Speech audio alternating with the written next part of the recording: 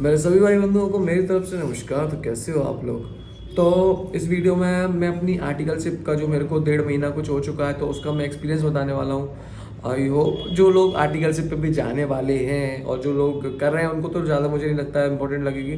पर हाँ, जिन लोगों ने अभी अभी इंटर एग्ज़ाम दिया है, अभी अभी इनकी आर्टिकलशिप लगी है, वो लोग बड़े एक्साइटेड होंगे कि कैसा रहा होगा एक्सपीरियंस। फाउंडेशन के बच्चे बड़े एक्साइटेड होंगे। तो अपना आर्टिकलशिप का एक्सपीरियंस, मैंने क्या सीखा, क्या चीज़ें सीखी, प्रैक्टिकल वर्ल्ड का और थियोरिटिकल से लेना देना है कि नहीं, वो सारी चीज़ें मैं शेयर करूँगा। लेकिन शेयर करने से पहले एक छोटी सी और बहुत अच्छी गुड न्यूज़ आपको मैं सुनाने वाला हूँ। जैसा कि आप सब लोगों को पता है कि कल रिपब्लिक डे है, या आप जब ये वीडियो देख रहे होगे जब रिपब्लिक डे होगा, तो इसी रिपब्लिक डे के मौके पर मैंने आपके लिए ढूंढा है बहुत ही ज़्यादा अच्छा ऑफर, जो कि आपके पीडब्ल्यू के एक्सपीरियंस को और भी ज़्यादा अच्छा बना देगा। इस दिन को और भी ज़्यादा खास बनाने के लिए मैंने सोचा क्यों ना आपके साथ कुछ खास न्यूज़ शेयर की जाए कि पीडब्ल्यू इस रिपब्लिक डे के मौके पर लेके आ गया है आपके लिए काफ़ी ज़्यादा शानदार ऑफर्स। अभी रिसेंटली फाउंडेशन के एग्जाम हुए हैं, तो अब दो केस बनते हैं। पहले तो वो बच्चे जिनके एग्जाम अच्छे गए हैं, दूसरे वो बच्चे जिनको लगता है जिनका नहीं निकल पाएगा, जिनके एग्जाम इतने कुछ खास नहीं गए, तो वेट मत करो, रीस्टार्ट कर दो, पढ़ाई दोबारा स्टार्ट करो। और जब बात सीए फाउंडेशन की आती है तो nothing is better than CA वाला।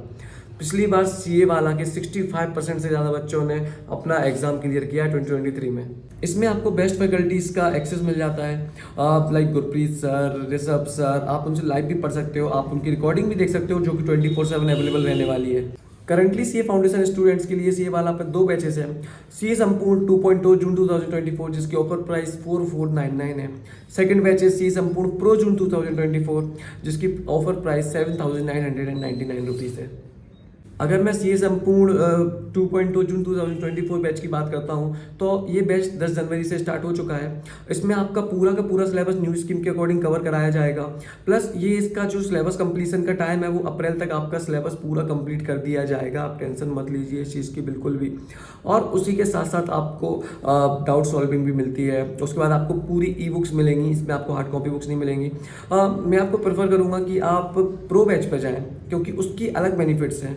पहला बेनिफिट तो यही है कि आपको हार्ड कॉपी बुक्स मिलेंगे और उसके बाद आपको डेली प्रैक्टिसिंग प्रॉब्लम्स मिला करेंगे विद सॉल्यूशंस। और उसी के साथ आपको डेली मेंटरशिप सेशंस भी होते हैं, वेबिनार्स होते हैं, 1-on-1 डाउट सॉल्विंग। तो ऐसे कई सारे बेनिफिट आपको प्रो बैच में मिलने वाले हैं।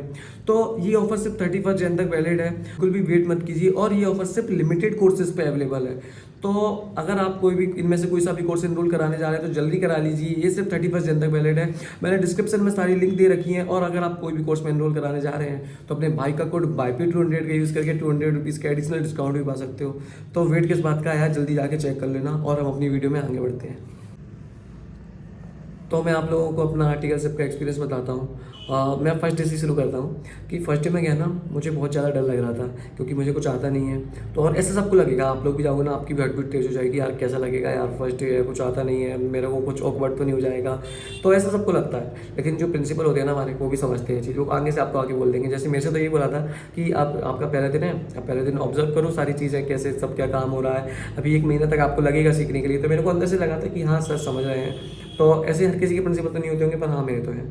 तो यही है। तो फिर मैं गया, तो मैंने पहले दिन उस टाइम पे दिसंबर मंथ में मैंने ज्वाइन करी थी।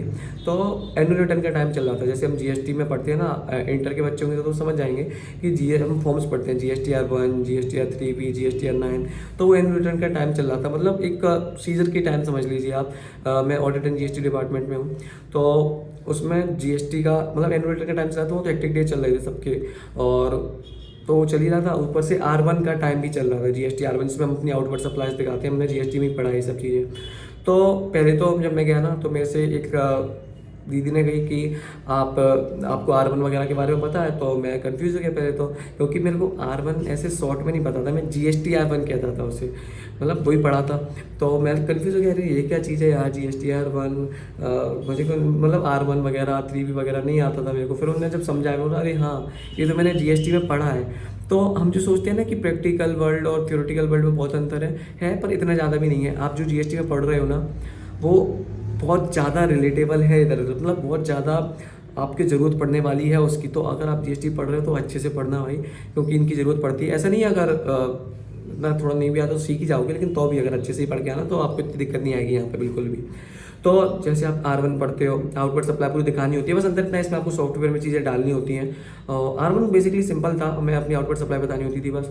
उसके बाद 3 भी होता है कि हम अपना कितना ITC क्लेम वगैरह कर सकते हैं, कितना हमें टैक्स पे करना है, वो सब चीज़ें हमें 3B में बतानी होती है। जैसे हमने ना GST में एक 8 मार्क्स का जो क्वेश्चन आता है ना कि हम IGST को CGST से सेट ऑफ कैसे कर सकते हैं, इंटर एड एडजस्टमेंट और इंट्रा एड वगैरह, वो सारी चीज़ें कि हमारे पास कितना टोटल एक्स पेबल है कैश वगैरह में। तो जो सब हम क्वेश्चन सॉल्व करते थे ना, वो सब कुछ सॉफ्टवेयर पे हो जाता है और हमें सिर्फ डेटा डालना होता है। और मतलब डेटा डालना भी इतना आसान नहीं है, हमें क्लाइंट अलग अलग डेटा भेजते हैं, बहुत सारा डेटा भेजते हैं, मतलब उसे हमें अपने हिसाब से समझना पड़ता है, क्योंकि सब लोग अपने हिसाब से वर्किंग करके भेजते हैं।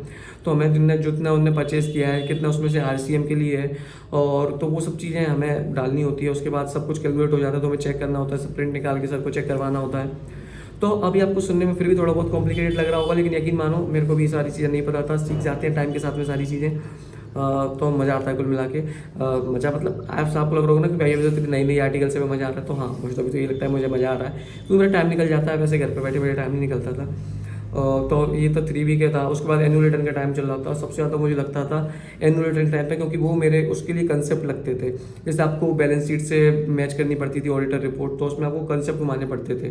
क्यों? क्योंकि जो क्लाइंट्स होते हैं ना, जैसे आपके सोल प्रोप्राइटर वगैरह हैं, तो वो जो अकाउंटिंग करते हैं वो इतनी ज़्यादा शायद अच्छी नहीं करते हैं, किसी हेड के अंदर कुछ डाल देते हैं। तो अब हमें अपने कंसेप्ट घुमाने पड़ते हैं, किस किस हेड में ये चीज़ें हो सकती हैं, वो ढूंढनी पड़ती थी। तो मुझे लगता था कि हाँ मेरे कंसेप्ट शायद थोड़े कमज़ोर हैं, लेकिन कोई बात नहीं, वो चीज़ें आप सीख जाते हो टाइम के साथ में। और तो वही सब था उसमें।